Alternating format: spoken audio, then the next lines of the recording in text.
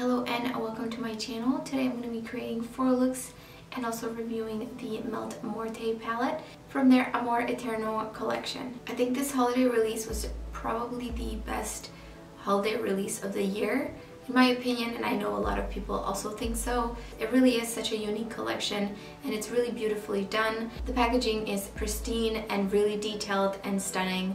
I just had to keep the boxes because they are such a work of art. So let's first get into the 4 looks, and then at the end of the video I will give you my thoughts on the palette.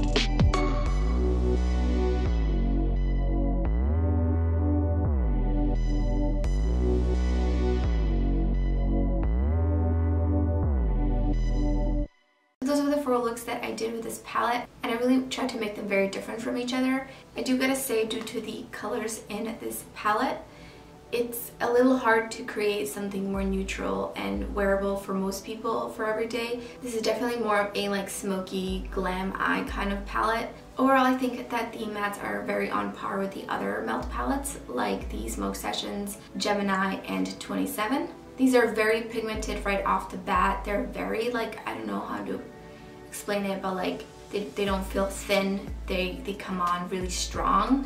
So you do have to be careful about how much is on your brush and where you're placing it down. I did have a light issue with Noche Eterna.